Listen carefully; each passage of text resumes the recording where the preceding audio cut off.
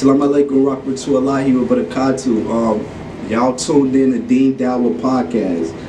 I got a special guest right now on the show. It's my brother. He means a lot to me. His name is Deen Lewis. Tell them a little bit about yourself, Deen, just to get them a little, view of who you are. Right. So, my name is Deen Abdullah Muhammad Lewis, but most people call me Brother Deen. That's the name that I go by. It's just kind of a name, an affectionate name that I was given when I was an undergrad. I did my undergrad at the University of Cincinnati. Okay. And I had some of my peers, they started calling me Brother Abdeen. And so the name Abdeen really, I wasn't locked into that name. I feel like growing up I had kind of a bad connotation attached to that name. Mm-hmm. And so when I was given the name Brother Abdeen, it was all positive attributes. It was Brother Abdeen, the leader, Brother Abdeen, the mentor, and so forth and so on. So that gave me a sense of identity that was positive. Wow. So when I say Brother Abdeen, like I know who that is. When people say Abdeen, kind of lost as to who that is. But I had the power to define who I was and reclaim my name and my personality. And it fits you too. Ever since I met you, I'm not even gonna lie. You always had this mentor type of mentality about you. You know what I mean? I was fresh. Coming into Islam, and I think the Imam at the Masjid had told the mosque that day a little bit about my story, and I remember you came to me and you just embraced me with open arms. You know what I mean? And I still remember you had the little mentor mentality about you. That's what drew me closer to you, to want to know more and want to stay close to you, because to me you always been honorable. Ever since the first day I met you, you've been honorable. You inspire me in a lot of different ways. That's why I felt like it was only right for me to have you as the first guest on the podcast, because you do inspire me in a lot of different ways. But it's an honor, honestly, it's an honor. For sure. One thing I really did want to touch on though was I wanted you to tell me, what is your advice for the Muslim youth that's struggling with their deen in 2020? Because I'm still struggling a little bit with my deen, especially for like reverts, even people that's born Muslim. But it just seems like in today's time the world is changing, and you can see the deen is changing. And a person like you always was, intact with your deen. You always was, I look at you and I never say that you was slipping in this part, or you was, even though you might be, but I'm just saying. So what would be your advice to the Muslim youth that's struggling with their deen in 2020? Well, I think one of the first things is, we all slip. We all have our moments where we begin to question the world around us and the religious part of ourselves, if we did grow up religious. Or even if we didn't grow up religious and we start to notice that there are religions within the world, there's something spiritual about the world, we begin to go through a period of discovery. And so there might be a period of time where you begin to question the religion that you've practiced with your family. You want to figure out if it's true for yourself. And so I spent a period of time, not that I was not necessarily practicing a religion, but I spent the moment of time where I really had to discover, is Islam correct for me? Is Islam something that I myself can say why it's true? So you was born Muslim, right?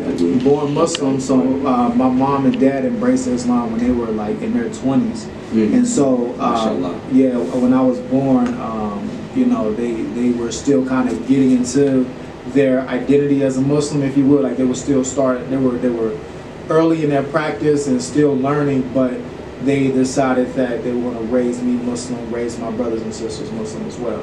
And so, growing up in a Muslim household, you become used to the customs, right? You got to pray at a certain time. You got to fast during Ramadan. You need to make sure your clothes is appropriate according to the Islamic recommendations or the Islamic criteria, right? Right. So, after a while, it really just becomes habit, right? You do it because it's something that you're supposed to do in your household. But then you get to a point when you, in maybe late adolescence or early adulthood, where you're really trying to figure out, like, is this right though? What about these other religions? What's Christianity saying? What's Judaism saying? Right. You start to really question everything. And so there was a period of time where I got to be honest, like my practice wasn't that strong, my faith wasn't that strong, because I really need to figure out if this is something that you want to do, that I want to do Deen, for yourself. Exactly. So during my undergraduate years, I was participating in the Muslim Student Association, and I was surrounding myself with other Muslims, and I was really doing my own research into religion. So I was finding out about Christianity, finding out about Judaism, finding out about deism and all the other isms that there is religious-wise, and really just diving into trying to figure out what the truth is. So, in that period of time, what I realized is that whereas the monotheistic religions, right, Judaism, Christianity, and Islam, they seem to be saying about the same thing. They're branches of the Abrahamic faiths, is what they call it, right? Right. But what I started to realize, like, for me, Islam seemed to be the correct way. Now, I might get into trouble because people like, well, what's correct? Semantics or whatever. But nevertheless, I felt it to be right for my life, though. It offered some structure that I needed. It offered answers to questions that I was thinking about when I was trying to figure out who God is, what is religion, why do we practice, and things like that. When I was going through that self-discovery, I realized Islam was right for me. So that's when I locked into it. I'm like, yo, Islam is right for me. There seems to be some consistency with the message, with the practice, and so forth. So,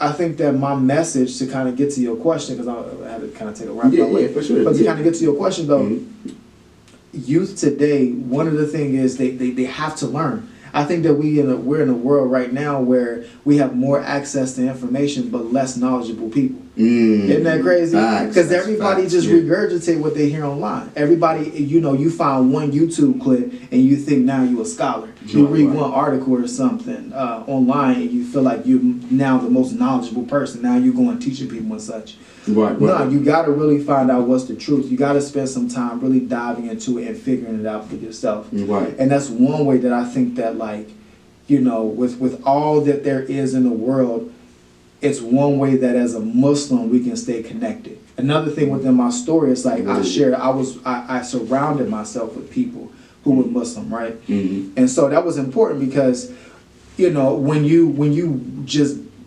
go online into YouTube and you find out all these different videos, and some videos they're against Islam, they're against religion, and so forth, you begin to internalize all of that information that you acquired. Yeah, that's facts. So what you need to do, though, is if you're going to study Islam, study it from the people who know it. Study it from the scholars. Surround yourself with the people who practice it. That way you can really be able to immerse yourself within it. And even if it's something where you're just kind of discovering it, you don't know if it's true or not, immerse yourself in it. And that way you can really figure it out. So that was another thing, too, for youth, trying to figure out their path in the Deen.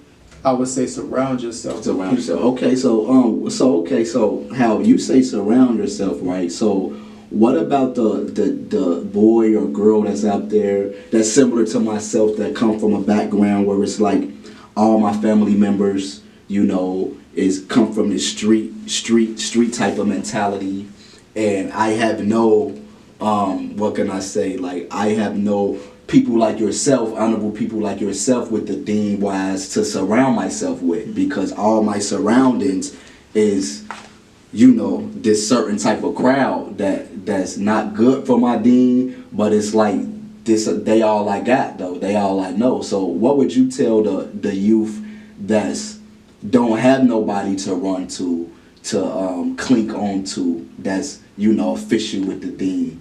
They just got people who caught up in the streets, or so you might say, you know what I mean? So what would you say to them? if you don't have people like that in your immediate environment, then I would say just make sure you find an environment that has the type of people that you need. Gotcha. So for example, like, you know, you might be way out here in Forest Park or Fairfield or whatever, and it might not be a Muslim community readily available like in your neighborhood. Maybe everybody in a stone's throw away from you, they're involved in things that are outside of the religion, right? They're not going to be examples for you in like how to be Muslim. So I would say then you need to go and actively seek an environment. Nothing's going to come to you unless you actively seek it. And a lot of times people think that they can just learn stuff and acquire things with no work. No, you got to actually, like for me, I'll give you a great example. I wanted to improve my recitation of the Quran, right? And like I've learned Arabic, but you know, it's one of those things where it just kind of laid dormant because I wasn't practicing it, right? So I was like, you know what? I'm going to take a chance on this, and I'm going to go and I'm going to ask this guy that I know who was the imam over in Dayton. And so I was like, you know, I want to improve my recitation. Give me some suggestions. And he said, you know what, I'm going to recommend some YouTube sources. But then also I'm going to invite you on Sundays early in the morning. Matter of fact, I was there today. Really? Early in the morning, bro, at Fajr. I went to the masjid, we prayed, then we gather in a circle, the halaqah, and we practice on reciting the Quran. But like I wouldn't have known about that if I didn't take the chance to at least ask. You feel me? Right. So again, it was me actively seeking a way in order to dive deeper into my religion. You know what I mean? So going back to it, just using myself as a micro example, going back to it though, information that's talked about on the podcast or YouTube channel, and then do your own research. That's one way, because the Quran is the book that we follow, right? Exactly. Right. But if you never read the book, it has no benefit to you. So you gotta really take pages out of that and really, because it's supposed to be a life guide, a guide for your whole life, right? Right. And the moment you stop reading any guide, it stops guiding you. You know what I mean? That's facts. Like, yeah. So, I would say one, find people. If you can't necessarily find people in your immediate environment or in the next environment, I don't know, next neighborhood or whatever, find people online.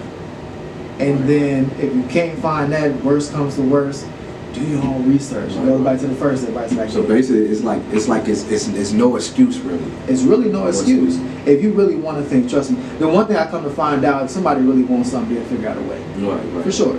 But one of the things is about practicing religion is that people have the anxiety around leaving what the popular culture, leaving the popular culture for the religion, because the religion says I can't go out and party. The religion says I gotta respect women. The religion says that I need to keep my body clean, and so forth and so on.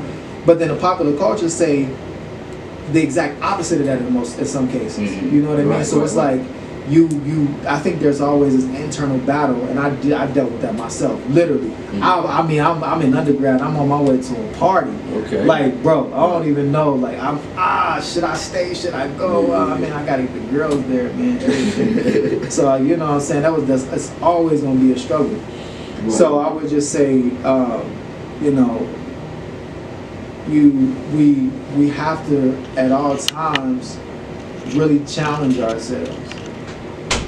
If we want to practice the religion, first of all, we gotta have grace. We gotta give ourselves some grace, right? Cut ourselves some slack. You ain't gonna be able to.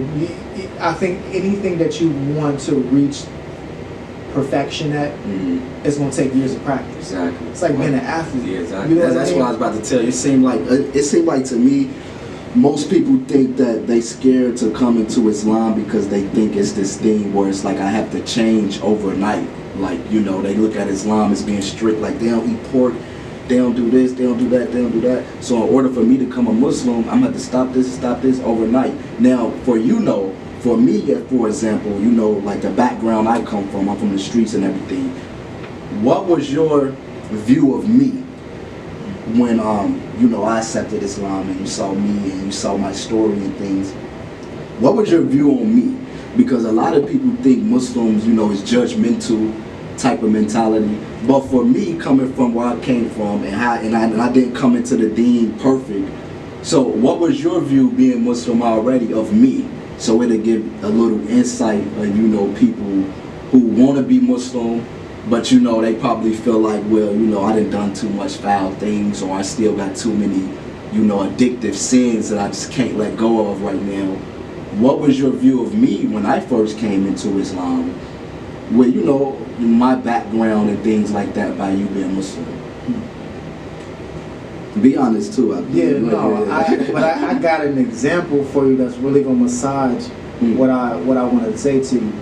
I used to have kids come into my class and they be like, when I was in so and so. Oh, by the way, I used to teach with Cincinnati Public Schools. Right. Oh yeah, that's true too. I was teaching 9th grade, 10th grade, and so. What did you used to teach? Not to cut you off. I taught physical science and then I taught biology. I remember you told me that a while ago, but that's nice though. It was a fun time. MashaAllah.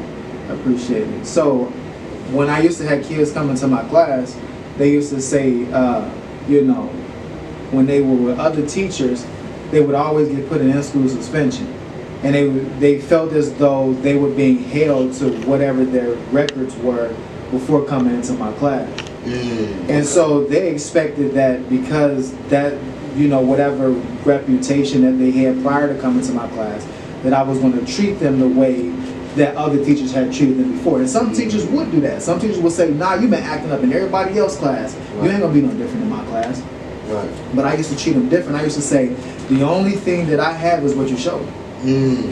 I don't know what you did before. Right. But if you show me the same behavior, then more than likely you're going to have the same outcome even in my class. You see what I'm saying? All right. Let me relate that to this.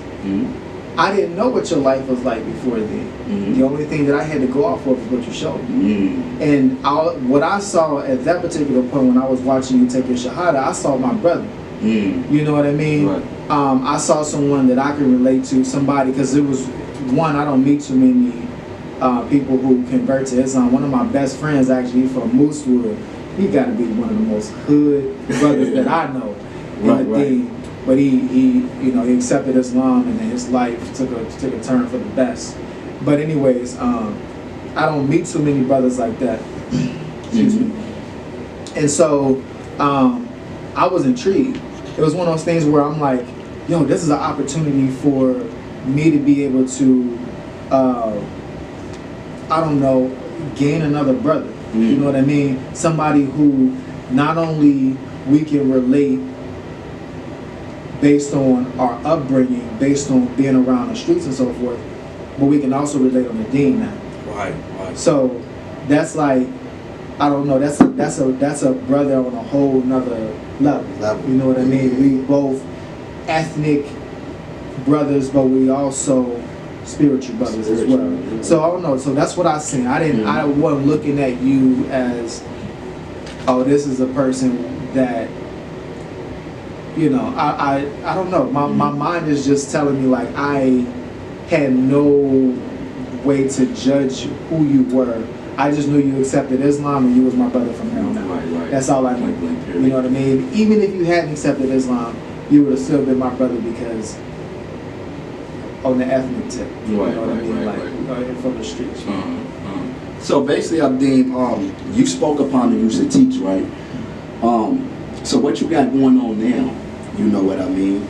Because a part of me doing this podcast is to bring people up here to promote what they got going on for us business wise, and they don't have to be successful yet, but you get a chance to tell the world of your ideas of your business or whatever you got going on, especially by being black. You know what I mean? So what do you got going on right now for us, business wise and things like that? So right now I'm currently studying at the University of Dayton. I'm working on a master's of higher education, and thereafter I plan to work for a university. Not sure what position, but I'm actively looking right now for a position upon graduation. And then eventually I want to move on to get my PhD in higher education. And so we'll see how that goes. But I also just launched a nonprofit with a group of millennials over in Cincinnati. Oh, really? And, it's called Greater Cincinnati Education Network. We launched in December, and we have our official launch party in February. So the nonprofit is basically the purpose of it is to provide high impact programs and initiatives in order for us to provide, equality and equity in education, because we realize that every kid doesn't have the same access to educational opportunities, and so it shouldn't be that a kid from the suburbs is able to perform better on standardized tests, have better opportunities for upward mobility, i.e. going to college and so forth, and the kids from the inner city don't. And so we want to close that gap. One, the gap in access to that opportunity, but also we want to close the achievement gap as well, or help close the achievement gap. And so one way we can do that is say, well, we can offer services that allow our students to catch up and get ahead.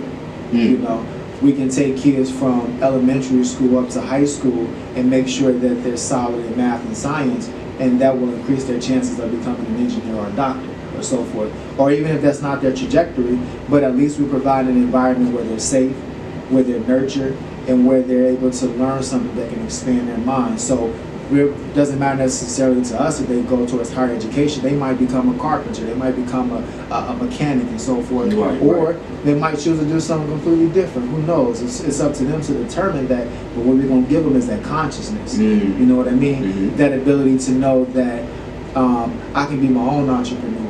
I can take what I know, and I don't have to necessarily work, no disrespect to an 8 to 5 or whatever the case is, 9 to 5. It gets earlier and earlier these days. But anyways, no disrespect to that type of a job, because I think that's where we all start. But they need to know of the possibilities. They need to know, like, bro, like melanin is priceless. Melanin is money. Maybe we could do a whole segment just on melanin. So let's explain a little bit to me right now. What exactly is melanin? I feel like retarded, but not more. Should I feel dumb? No, not at all. Melanin is what gives everything in the universe its color. Like, the reason that plants are green is because it has that melanin. It has a pigment, a chemical that gives it that color. Everything that has color in the universe has melanin. So the reason that we have this brown skin, the reason that people who are darker than I am, darker complected, has that dark complected skin, is because we produce a chemical called melanin. And that melanin is important because melanin protects you from the sun. White folks ain't got nothing. Okay. So if you look online right now, matter of fact, let's do this right now. What happened? I want you to look up the price of melanin compared to gold. You're going to be amazed. Look up the cost or the price of the value of melanin compared to gold. And you'll be able to see that... Is it more, or is it... Read that shit out loud, let the people know. Right. I am right there. Your melanin is money. I'm just got it right here. Melanin is $353 per gram. Per gram, $353 per gram. Per gram is the cost of melanin. Gold is $40.78 per gram. So that's crazy. That's crazy. So that's crazy. But why is melanin important? Because it's crazy because being black, we're taught that we're worthless. Right? We're taught that black doesn't hold any value. But even the government, right? The government determined the value of gold and the value of melanin. The government determined that our melanated skin, right, having melanin is more valuable than gold. More valuable than gold. We're walking millionaires, literally walking millionaires. That's crazy. crazy, and we so hooked on the gold chains and the Right. gold. Oh Right. man, that's crazy, man. So the best thing we can do as a people is invest in ourselves. That was the whole point I was saying in terms of like having your own business and so forth. Because there's nothing that you can do that is better than investing in yourself. Invest in our health, eating right and so forth, working out, things like that. When hip, I mean, they probably hip to it, but they ain't hip to what it really is by us being black people though. Yeah, I don't know if that's gonna take it off topic though. Right. Okay. So we want to say we could say that too. We could definitely expand on that on the next one. Right? Yeah. This could be another feature. You know? Okay, then. But yeah. So what we got? Cause like 5 more minutes left. Yeah, till 23. Yeah. Okay, yeah. But yeah, so we still recording? My fault, cause I didn't know if you had it up or not. Nah, I had it up. We good. So basically, Deen, you got the nonprofit organization going on right now. Tell them where can they go and find that at, like. Yeah. So we're actually on Instagram at _GCEN. That's GCEN, Greater Cincinnati Education Network. We can also be found on Facebook at Greater Cincinnati Education Network and on LinkedIn at Greater Cincinnati Education Network. LinkedIn. So we're on most platforms. The small hashtag is _GCEN or GCEN for short. Mm-hmm. But also you can Google or you can look up on LinkedIn or Facebook the full name Greater Cincinnati Education Network. Yeah, definitely will. Next time it'd be cool if you could bring some of the ops, bring them through. You know what I mean? And yeah, that'd be nice. So basically, we getting ready to wrap it up. This my brother right here, Deen Lewis, man. You know what I mean? Brother Deen, real close to me. You know me, I'm Jabril Mahdi Kadir. You can look for me on Deen Dawah. Go to YouTube, type in Deen Dawah. We're going to be dropping more videos. You can also go get my book, Choices. It's on Amazon and Kindle app. It tells you about my life, how I came to Islam, etc., etc. And also, I'm going to be dropping more videos with my brother Abdeem and many more people talking about black businesses and things like that, to get us in tune and get us educated. But is there anything you want to go out with? No, man, I thank you for the opportunity, man. This has been a blessing. I know we had talked about linking up a lot of different times, but I think that everything is within its due time. And this was the right time, man. Yeah. So it wasn't no sooner, no later. And so I appreciate the opportunity, man. I appreciate you for being here. Sure, man. I'm proud of you. Proud of you and what you're doing, and man, I wish this a lot of success. And where can we find you at, man? You on Facebook, Instagram, LinkedIn? You got any of your social media platforms you want them to follow you at? Yeah, I can be found anywhere at brother_Abdeen. That's BROTHA_ABDINE on most social media. Or you can just look up Abdeen Lewis. I'm still Abdeen Lewis on most platforms, but literally brother_Abdeen is where you can find me in most places. Okay, nice. I already know, but that's good to let the viewers know. So yeah, for everybody tuned in, thanks a lot. Please subscribe. If you could subscribe, hit the subscribe button, hit the like button. Please support the movement, Deen Dawah podcast. It was an honor to have my brother come up here and give us some knowledge, because I didn't know about, the melanin and things like that. We're going to have to do another episode. We could talk more about that. But yeah, so everybody out there, I appreciate y'all for tuning in. Hit the subscribe button, like button. Stay tuned.